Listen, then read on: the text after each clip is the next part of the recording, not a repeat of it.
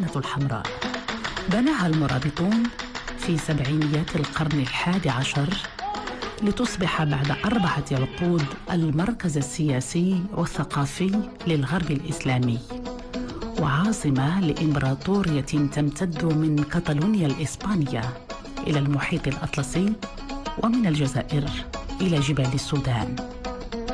لعبت المدينة أدوارا هامة في استقرار ونبوغ وشموخ الدولة المغربية، وهي اليوم تفتخر بأسوارها ومساجدها وقصورها، تزهو بإرثها الحضاري الذي راكمته عبر الزمن، تتباهى بساحاتها الشهيرة جامع الفنا، ملتقى الحضارات. والكمال عليك يا مولانا، يا مولانا الكريم. إلا بغى ربي يعطيك البرد يحطب ويجيب لك، نعم. ولا بغى ربي يقلع عليك، نمرض تحيك ولا تشاهدين فيك والصندرة مقطعة عليك. بسم الله وبسم الله. إلا قلنا بسم الله عليك يا يد الله. نعم اسيدي. أرى الفرجة لهاد الناس. مرحبا بهم. تفرج معايا ونتفرج معاك. مرحبا بك السي عبد الله. زيرني ونزيرك. مرحبا. ورا نفرجوا هاد الناس. مرحبا بك. الحاجة الأولى اللي بغينا نهضروا عليها اشنا هي السي عبد الله؟ وهي الكلمة الأولى. نعم. تنقولوا الله يسهل والله يسخر. يا ربي يا ربي. علاش بغينا نتكلموا؟ علاش يا سيدي؟ الناس الأولين الناس القدام كانت النية، كان النية والمعقول. كانت النية. نعم يا سيدي. والزواج كي كان يا سيدي؟ الزواج ديال الناس الاولين. نعم زمان. احيانا على الزواج الاولين. ايه وليدي السي عبد الله. كي تزوجات جداك انت. جدة الله يرحمها تزوجات بكري وتزوجات بالنية. دابا الزواج كي داير دابا؟ كي داير؟ دبل في دبل في دبل في بوان نيت بوان نيت عروسة دوت كوم.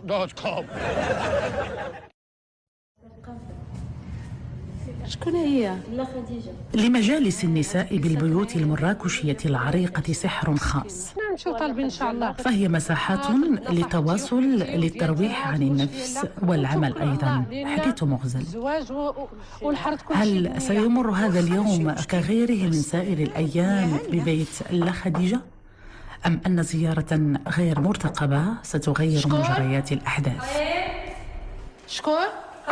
عفاك لا حبيبتي، لا ما تشوفي شكون اللي تيدق علينا دروك.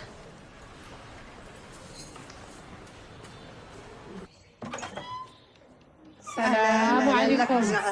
اهلا. لاباس اللهم لك الحمد. كاينه لا خديجه؟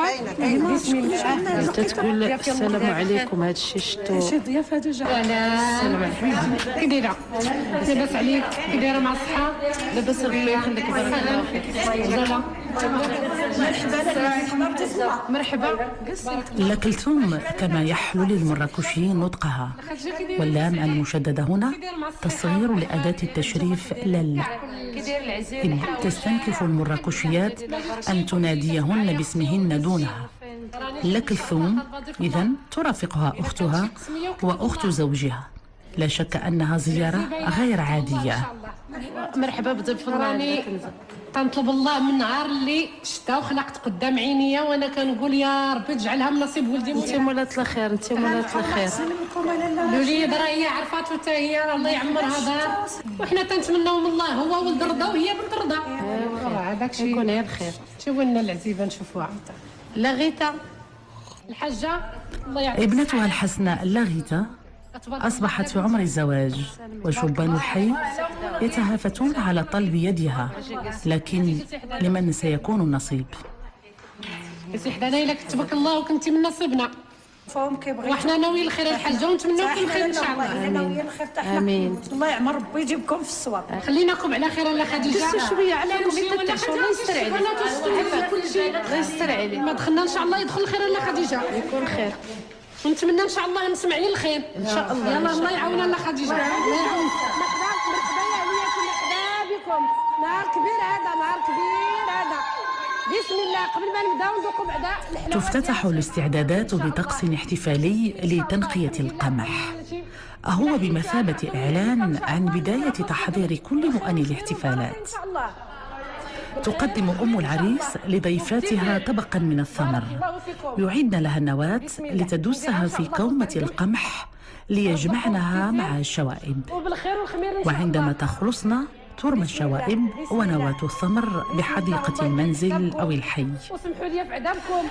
استفتاح الاستعدادات بالثمر التماس للخير واليمن، ولعل غرس النواة ما يفسر انتشار هذه الشجرة المباركة في كل شبر بمدينة النخيل.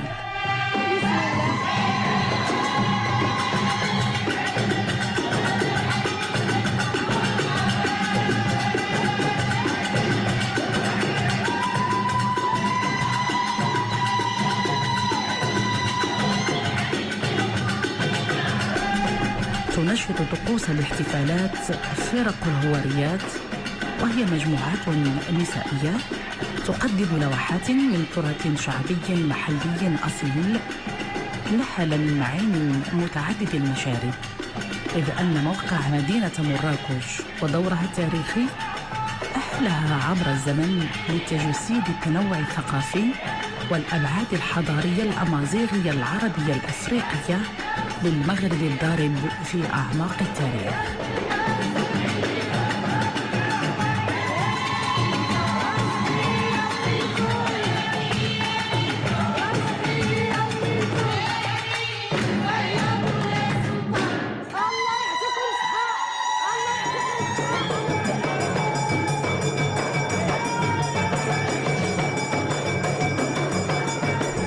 يقام الطقس في الساعات الأولى من النهار لتخرج العرادات قبل أن يشتد الحر. تقدم للحاضرات وجبة هربل، القمح المفسوخ والمجروش، غالبا ما تسهر على إعدادها الجدات. بعد أن تنضج تقدم مع السمن والعسل.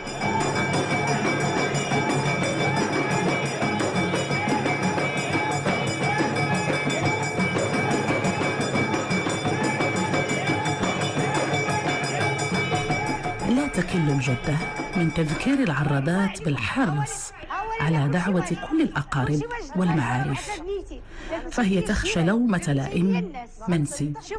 سيري عند الحاجه مرحبا بها. نقول لها الحنت المزواره تجي ولا ايها بنيتي يا بنيتي باش نمشيو مع العروس. قبل أن تنطلقن تحمل الجدة المغرفة التي استعملت لتحريك وجبة هربل لتلوح بها إلى أن تغادر العرادات الحي.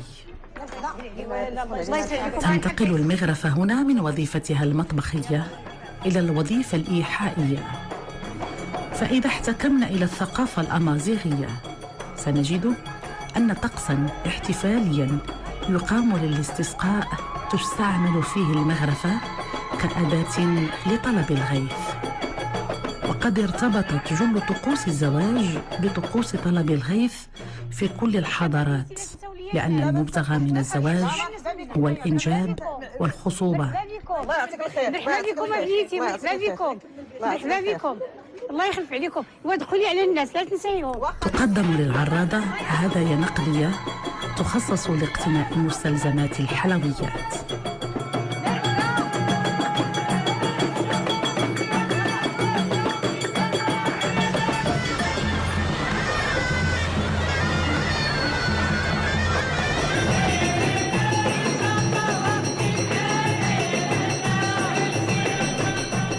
عديدة هي الأصناف التي تقدم للمدعوين طيلة أيام الاحتفالات، لكن الأساسية هي غريبة، الكعبة، كويش. تجتمع نساء العائلة والجارات كل ظاهرة طوال الأسبوع الذي يسبق الاحتفالات في منزلي العريس والعروس لإعداد كميات وفيرة من الحلويات.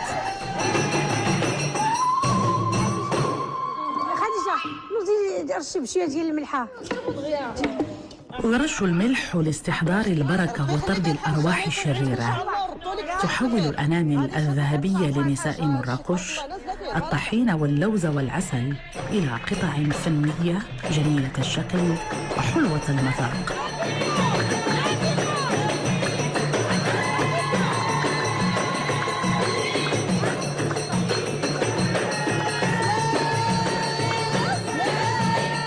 اكتسبت المغربيات عموما ونساء الحواضر العريقة خصوصا مهارات عالية في صنع حلويات ذاع صيتها في كل الأرجاء.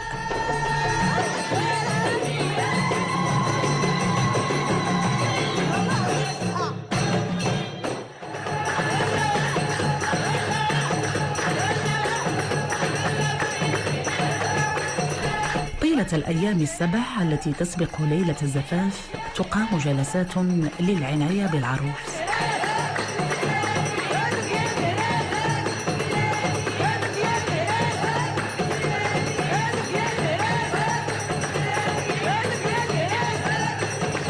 خلال أول جلسات التجميل تحرص النجافة على وضع تميمة وقائية في عنق اللغيطة، وهي عبارة عن شذور نبات بخور مريم صرغينة، إذ يعتقد أن له مفعولا سحريا في درء كل أنواع السوء. فالعروس في المخيال الشعبي تكون مستهدفة من العين وقوى الشر وتحتاج إلى الحماية.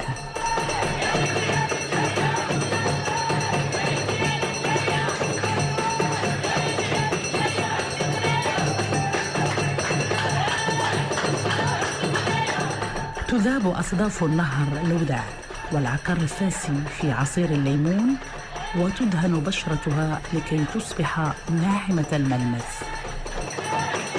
للنجافات في أعراس الحواضر العريقة حضور قوي خلال كل مراسيم الزواج، يشرفن على كل الطقوس ويقومن بالعديد من المهام، فهن أول من يصل وآخر من يغادر.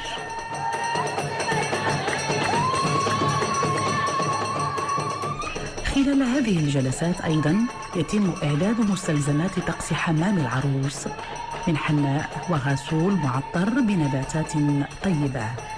الغسول المسقي طين نهري صلب ينقع في مستحضر من ماء القرنفل والورد والخزام والريحان، يستعمل لتنظيف الشعر وللعناية بالبشرة.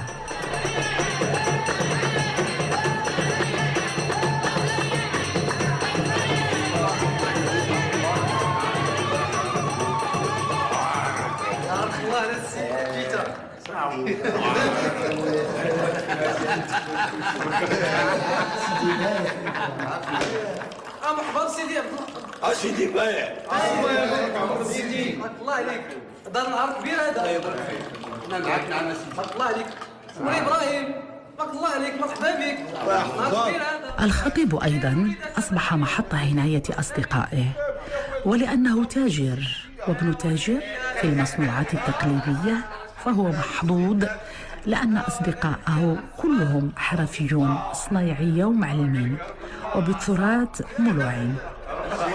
قال لك الجران تيبلغ تيطلع فوق الستاره نتاع المصرف وتيبدا تيقول جواج جواج جواج جواج جواج جواج جواج تيصدع لبا ومو راسو تتنضد لما تقول لبا نضرب تسكت عنا هذا المدعوي هذا وتيطلع لبا وتيرخي الحنقوره تيجي هكا وتيوقف تيقعد قدامو تيقول له.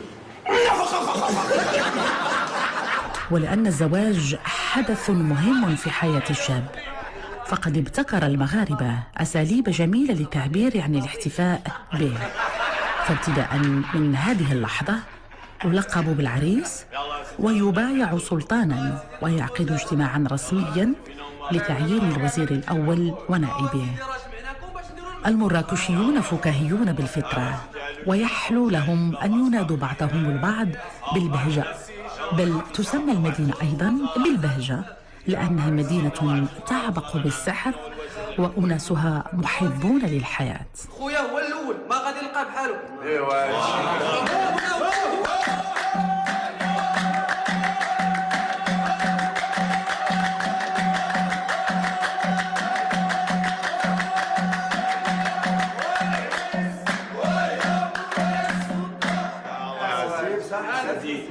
الوزير الثاني يلا نقولوا جا يا سيدي بصراحه ما لقى خير من مولاي حفيظ.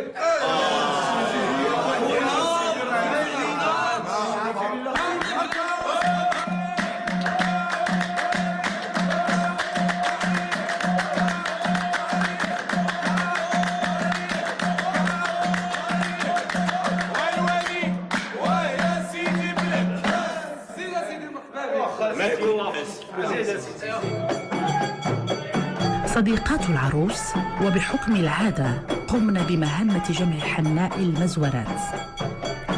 تجمع هذه الحناء من بيوت 7 نساء مزورات، أي غير مطلقات ولم يتزوجن أكثر من مرة من أزواج لم يتزوجوا غيرهن. يحضرنها ويزينها بالبيض وأعواد البخور ويحملنها في موكب غنائي إلى بيت العروس. اعتاد المراكشيون تثبيت الراية الوطنية بباب المنزل لكي يعلم القاصي والداني أن الأسرة تعيش حدثاً سعيداً. يلوح بالراية ويرش ماء الورد للتعبير عن الترحاب والحفاوة بالوافدات.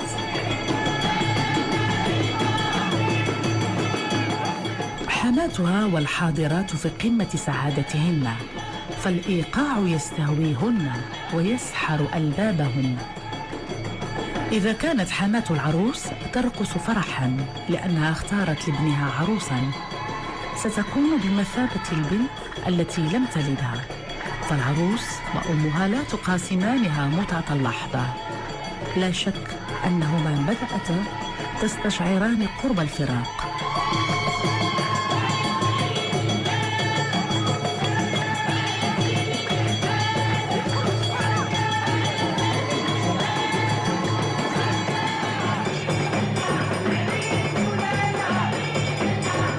تدس بيضة و7 ثمرات بين جدائل شعرها. البيض إحالة على الخصب والتجدد، والثمر فاكهة مباركة. العدد 7 يستمد قدسيته من مرجعيته الدينية التي تحيل على عدد السماوات والأراضين والأيام.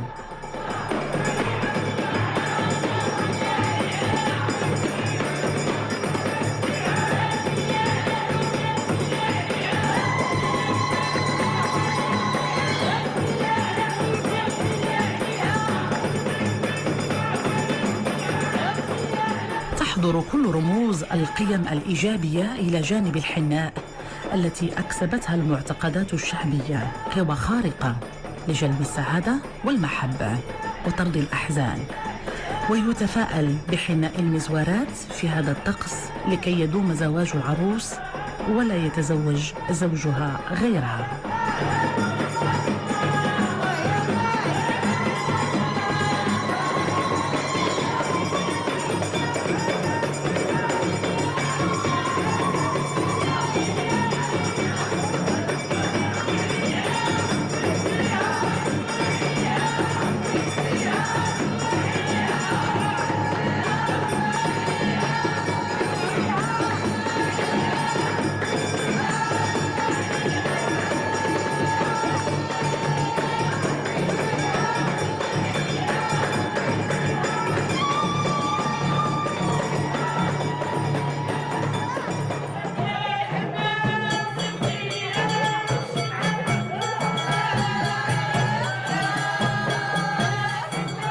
في صبيحة اليوم الموالي يتم حجز حمام الحي.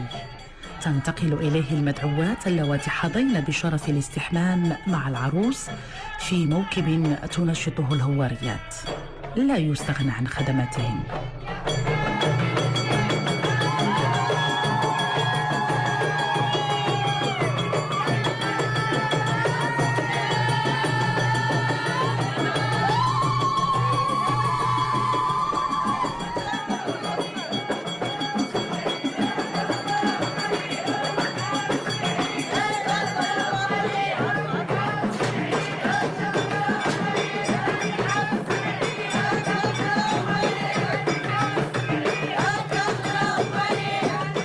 لا تخرج دون وضع خمار أحمر، وطيلة المسار يرش طريقها بحجر الشد ونبات الحرمل، فطريق الحمام محفوف بمخاطر قوى الشر من الإنس والجن حسب المتخيل الشعبي.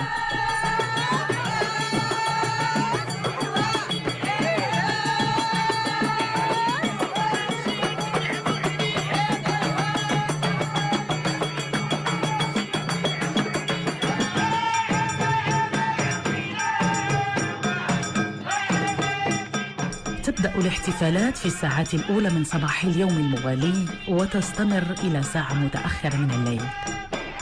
اليوم ستستقبل عائلة العروس الهدايا خلال حفل الحناء.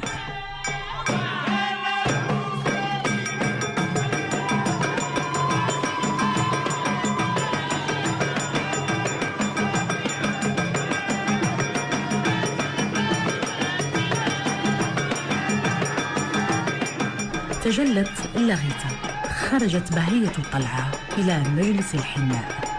لا تلقب العروس بالسلطانة، لكنها تلبس التيجان.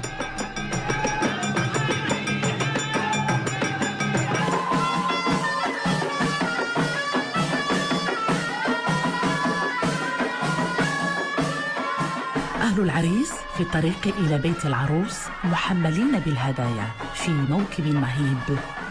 صديق العائلة المعلم بانا جند كل فرق التراث الشعبي: عيساوة، 55، طبالة والغياطة. الكل أتى لإحياء حفل تركت. يثير موكب الهدايا فضول سكان الأزقة التي تمر بها. تنقفت مهنة قديمة تحدث عنها الحسن بن الوزان في كتابه وصف أفريقيا. توكل إلى النقافات العديد من المهام، تدعون الضيوف وتعنين بالعروس، فبالإضافة إلى تزيينها وإلباسها تقومن بوشم يديها وقدميها بالحناء. الوشم بالحناء مهارة تكتسب بالفطرة أو بالممارسة، وتشكل يد العروس وقدمها مصدر إلهام حقيقي يوحي للنقاشة بالرموز والخطوط التي يجب وضعها. تشبه الزخارف الرموز المستعملة في الوشم والخزف والنسيج والحلي، ويطلق على كل رسم اسم معين يحمل دلالة محددة كالقبة والقرقعة.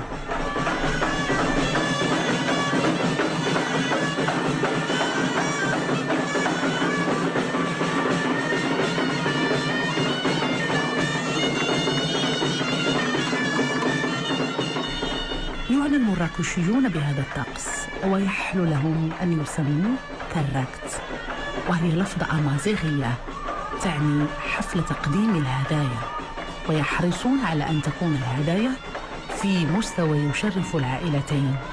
يتباهون بتقديم هدايا ثمينة وبكثرة عدد الفرق الموسيقية التي ترافقها، فهي مقياس لمستوى وجاهتهم وثرائهم.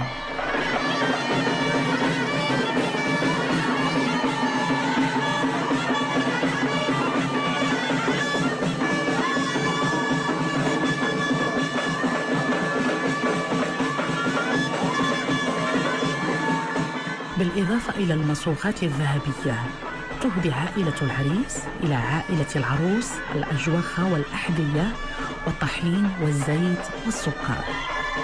لا يسمح للنساء بالخروج دون جلباب والرقص على الأعازيج خارج أسوار البيت إلا خلال طقوس الزواج. تسرقن لحظات ممتعة تضعف فيها سلطة الأزواج وتقوى سلطة الإيقاع.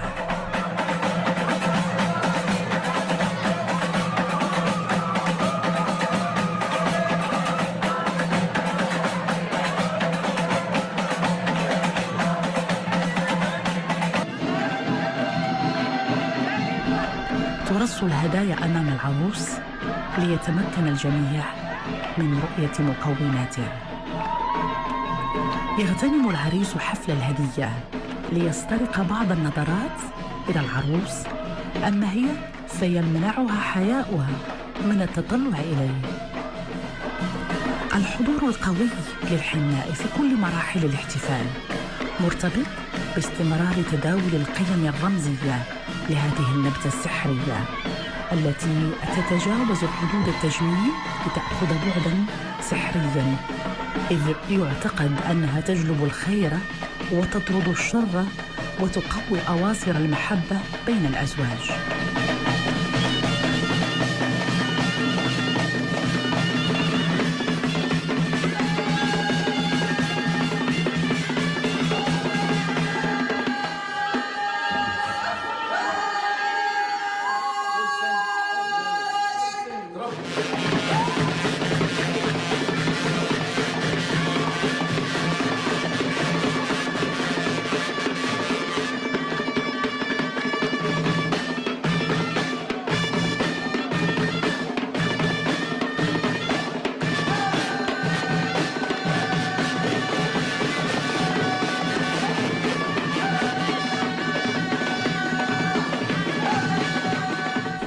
الفين والأخرى تتوقف النجافة لتتبرك بالتضرع لله والصلاة على رسوله.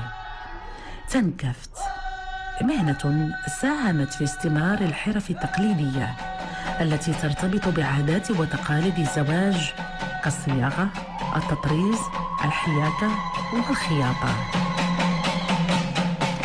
يفضل اللون الأخضر خلال هذا الطقس للتبرك بقدسيته، فهو لون الجنة عند المسلمين، وقد أنزلته المعتقدات الشعبية من السماء إلى الأرض، فارتبط بالمساجد والزوايا والأضرحة وملابس الشيوخ.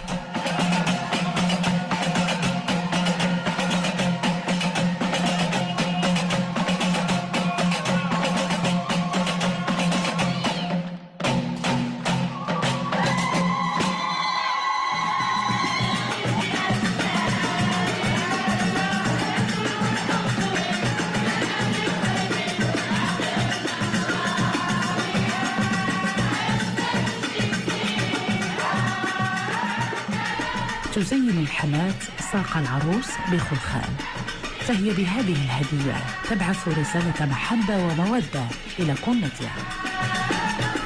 جرت العادة أن تتبادل العروس وحماتها الهدايا خلال طقوس الزواج.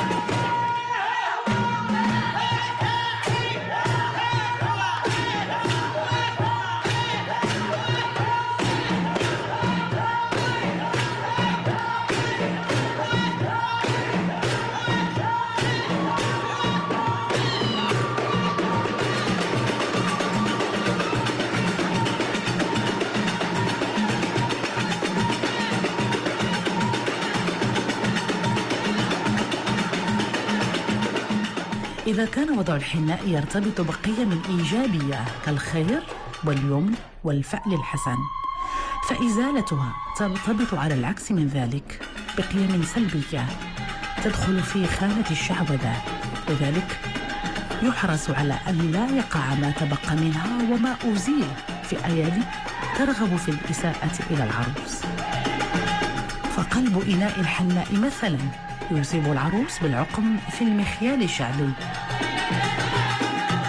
تعد سقيا الحناء وهي مزيج من عصير ليمون وسكر، يستعمل لتثبيت اللون.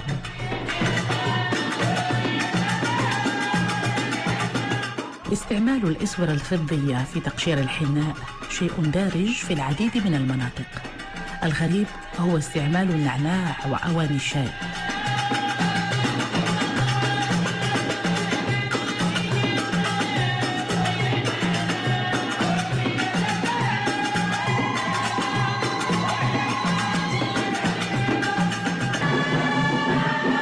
مراكش المدينة التي تفتخر برجالها السبع، فبثراها الطيب دفن 7 علماء. قواسمهم المشتركة زهدهم في الدنيا وجنوحهم للتصوف وسعيهم للخير وحفظهم للقرآن ونشرهم للعلم. يخرج العرسان في مواكب لزيارة أقربهم، فيما يزور حفدة هؤلاء الأولياء أضرحة أجدادهم، ومن العرسان من يطوف بأضرحة الأولياء كلهم، وعليهم احترام طقوس وتقاليد تنظم هذه الزيارة.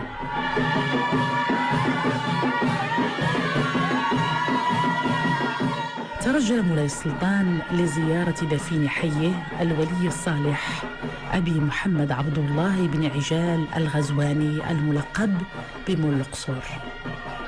أما الأضرحة ال6 الأخرى فقد دفن بها كل من يوسف بن علي الصنهاجي، عياض بن موسى اليحصبي، أبو العباس أحمد بن جعفر السبتي، أبو عبد الله محمد بن سليمان الجزولي، عبد العزيز بن عبد الحق التباع، وعبد الرحمن بن عبد الله السهيلي.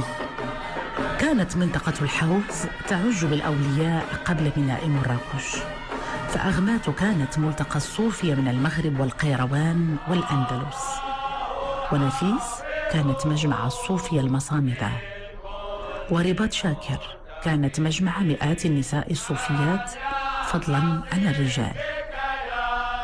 بعد بناء مراكش وتعميرها حلت محل مدينة أغمات، وانتقلت إليها كل الأنشطة الاقتصادية والثقافية وحركة التصوف، فكانت قبلة للعلماء والمتصوفين، ودفن بها العديد من الأولياء، حتى إن العامة يقولون كل قدم بولي.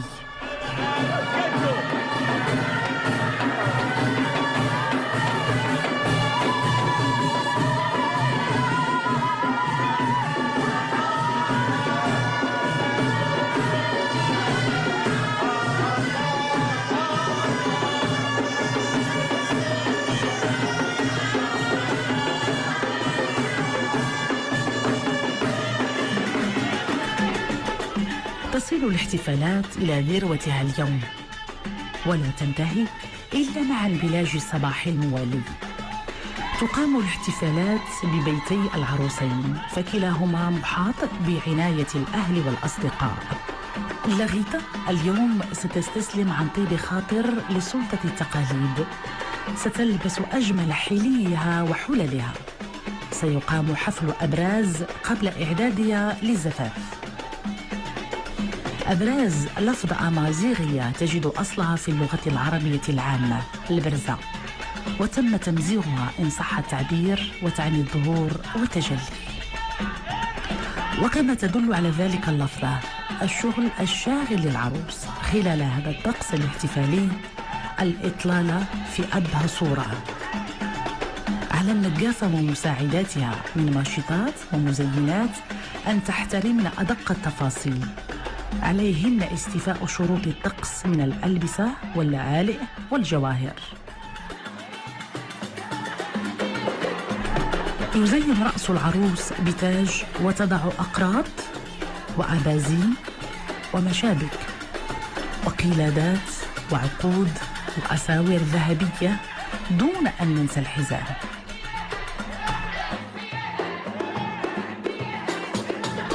لو لم نكن نعرف القصيدة لخلنا أنها نظمت في وصف عروسنا.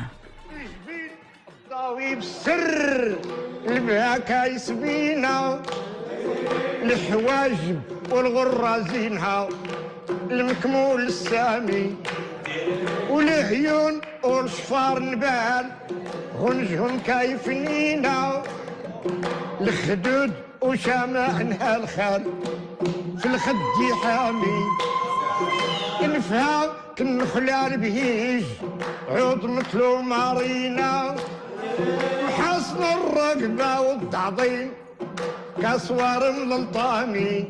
يتناوب المغنون والعازفون على إحياء الليلة وخلق أجواء تعبق بالسحر والمتعة. الملحون، دقة المراكشية، دقيقات، عساوة، طبالة، كل الفرق جاءت للاحتفاء بابن الحومة، ولن تغادر إلا بعد أن تزفه لعروسه.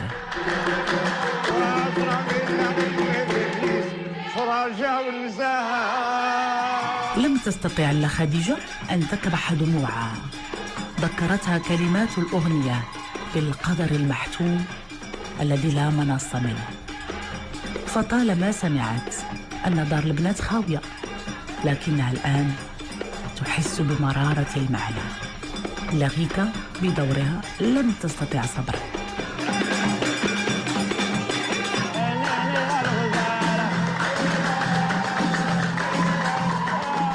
إذا كان لطقس حناء العروس وظيفتان، الأولى مادية التزيين، والثانية رمزية حماية العروس، فطقس حناء العريس لحظة حاسمة في حياته، هي إعلان عن العبور إلى حياة أخرى. خلال لحظة العبور هذه هو في حاجة لرموز وقائية لحمايته. السلطان اخوكم ولد الرحمن. يربط معصماه بخيوط الصوف ويلبس اللون الأبيض الذي يحيل على الصفاء والسلام والسكينة، وهو في العديد من الثقافات لون الأرواح الخيرة والملائكة.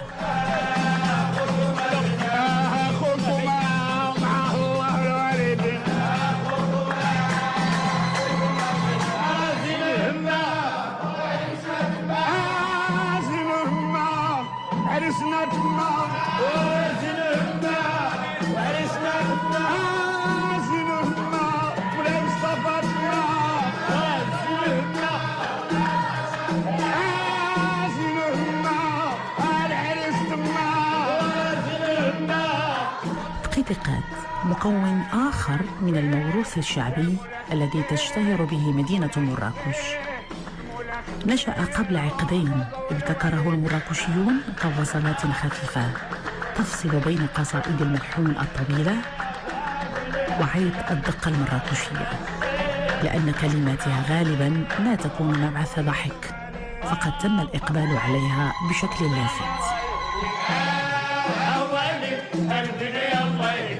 صبرك العرس الله يهديك، شوف الحلاوة الغزال الله يهديك، أهوالك الدنيا الله يهديك، أو بيجي لابلاج نجيبولك العرس الله يهديك، أهوالك الدنيا الله يهديك، أو بيجي نافيو نجيبها لك الغزال الله يهديك.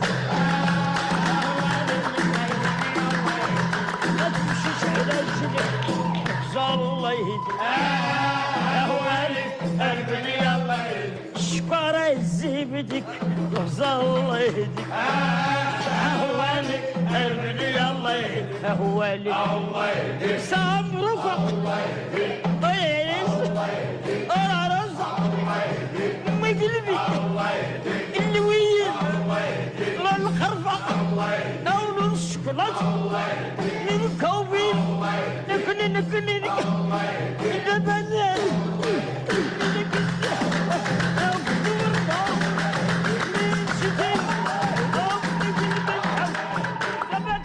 لمن فاتتهم فرصة تقديم هدية عينية أو لمن يرغب في تقديم هدية نقدية يقام طقس الغرام، وهو بالنسبة للمنشط فرصة لإضحاك الحاضرين واستفزاز المترددين.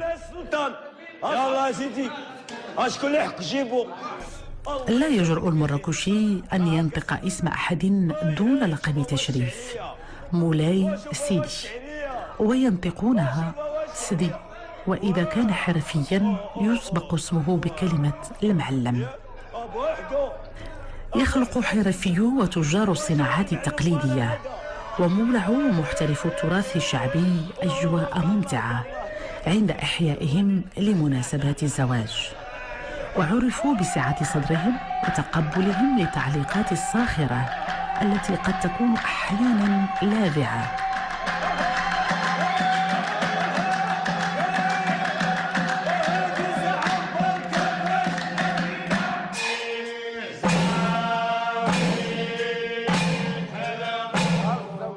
لا يحلو السمر دون سلطانة الطرب الشعبي المراكشي الدقة المراكشية. تستهوي إيقاعاتها وتمارس نوعا من السحر على مغنيها وسامعيها وترتقي بهم إلى عوالم الخشوع. إنها حضرة بكل المقاييس، لها طقوسها وزجلها وأدواتها. تترأس أم العريس وفدا لزيارة بيت العروس.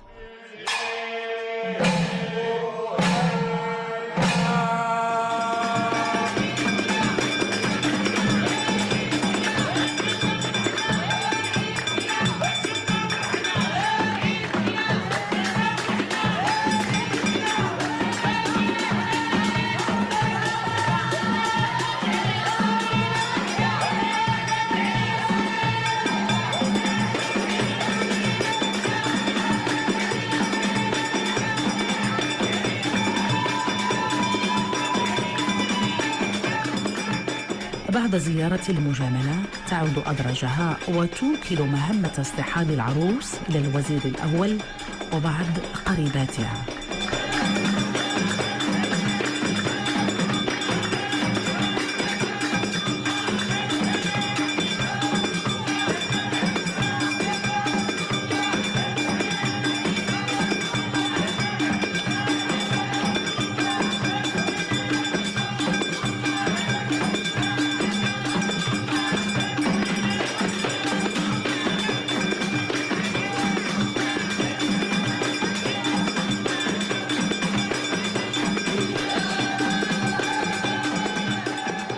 تخضع العروس لسلطة طقوس تنكافت ولا تقوم أو تجلس إلا بإذن النكافة التي بدورها تخضع لسلطة تقاليد ورثتها أما عن جدة. جاء دور طقس البساط.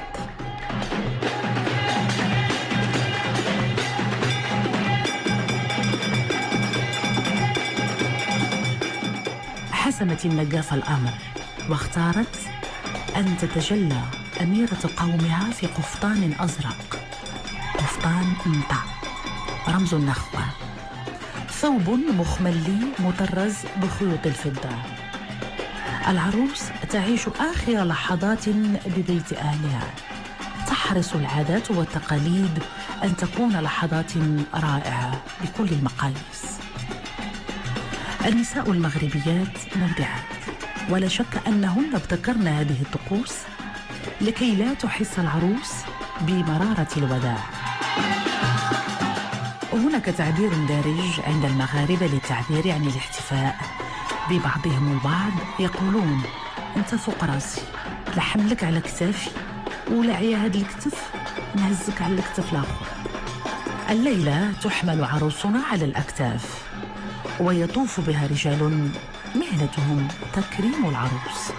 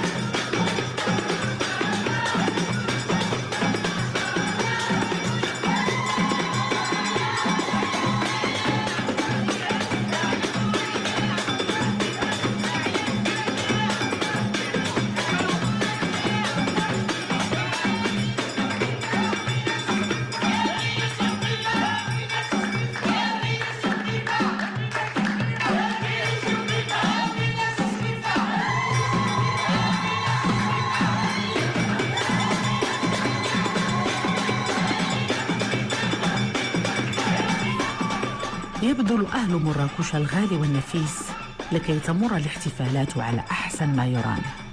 يحرصون على حسن الوفادة والكرم، فتعم الوفرة والبذخ كل مظاهر الاحتفاء، لأنهم يعرفون أن الحاضرات سيحكين عن أدق التفاصيل، سيتحدثن عن العروس ولباسها، جهازها، وعن الحلويات والأطباق المقدمة، سيتحدثن عن كل شيء.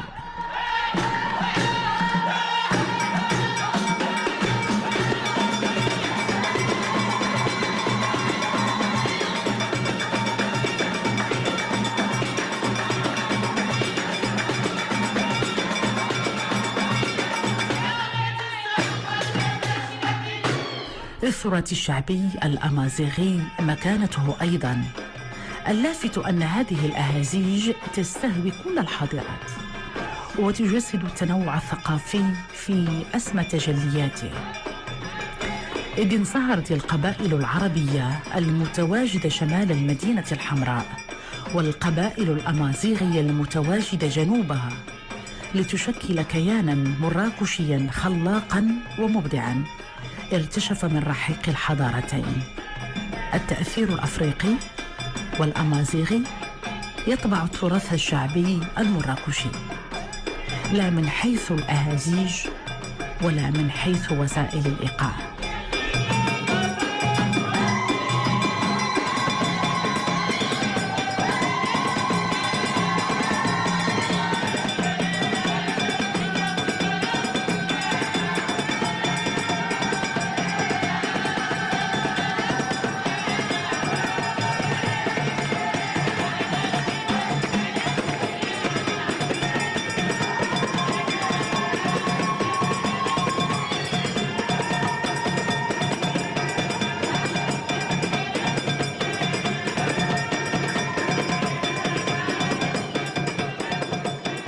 تشكل طقوس الزفاف أوج هذه السلسلة المراسمية المتعددة الحلقات والتي ترسخت جيلا بعد جيل، ويخشى انتهاك أحدها أو الإخلال ببعضها.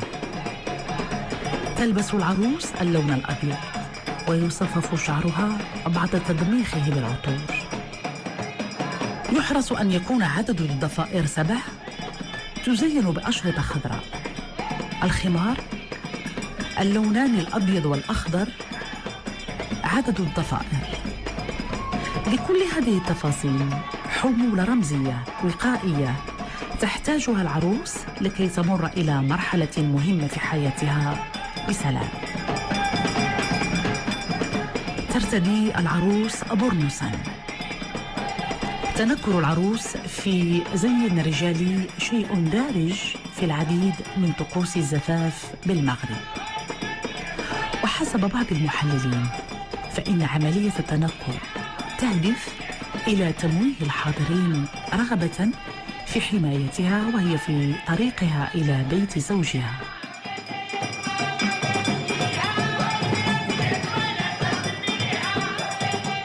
يتقدم أخوها لتوديعها. تقوم وتجلس 3 مرات قبل أن يعهد بها إلى عناية الوزير الأول.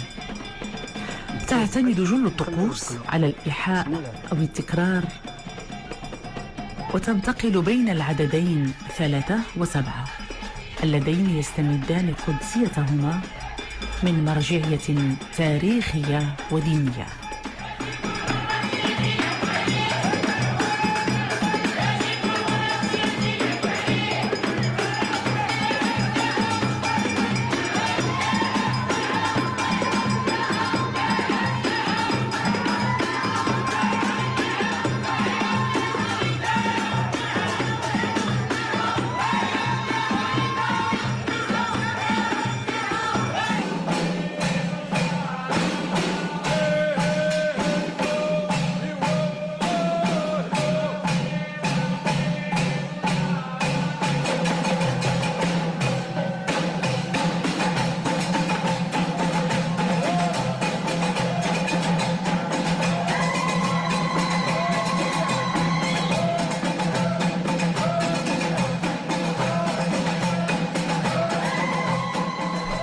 يعلو الإيقاع معلنا عن وصول العروس.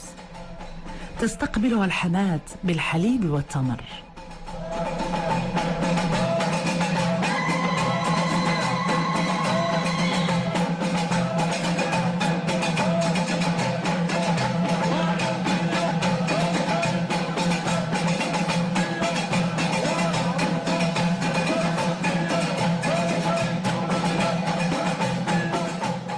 تخرج العروس من بين ثنايا ثوبها خبزا تقدمه لأم العريس.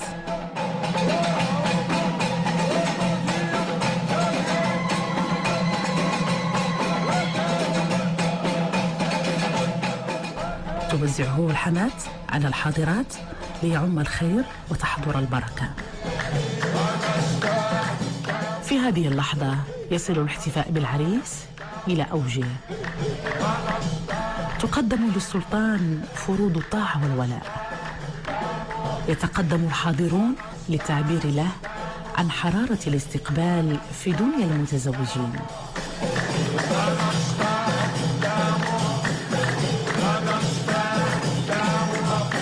بسم الله بسم الله الخير والخير إن شاء الله.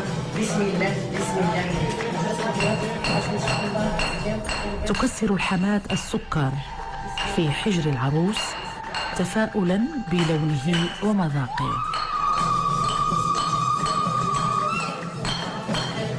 إن شاء الله بسم الله بسم الله إن شاء الله الخير والخير كثير.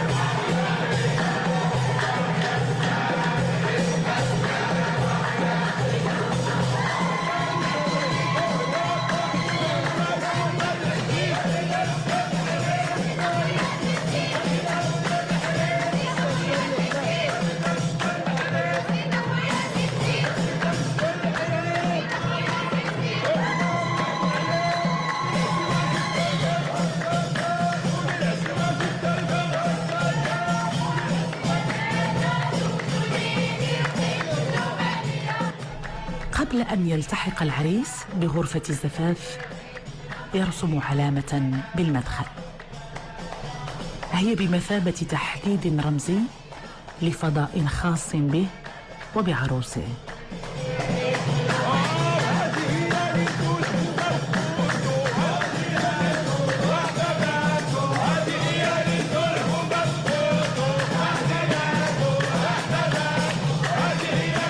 جرت العادة أن تربط أم برنسه إلى ظهرها، إذ يعتقد أن ذلك يحول دون وقوع ما يفسد أجواء الاحتفالات.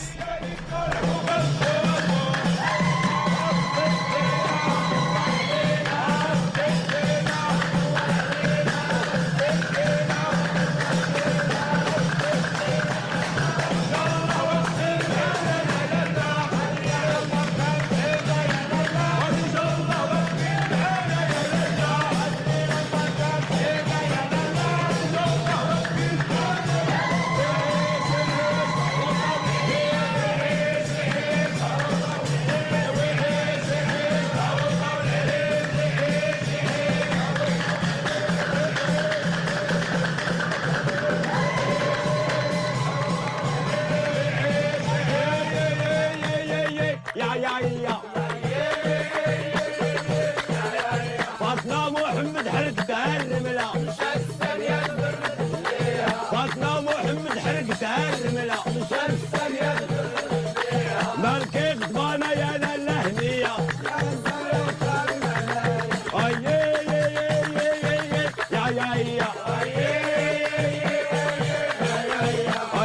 في اليوم الثالث يستدعي العريس أصدقائه والمغنيين والعازفين إلى نزهة. إنها مناسبة أخرى للابتهاج والتسلي. يحرص عرسان مراكش على إقامة حفل نزهة للتعبير عن امتنانهم لكل من شاركهم أفراحهم، وتقام خرجات ضخمة إلى حدائق المنارة للترفيه واللهو والمرح والغناء.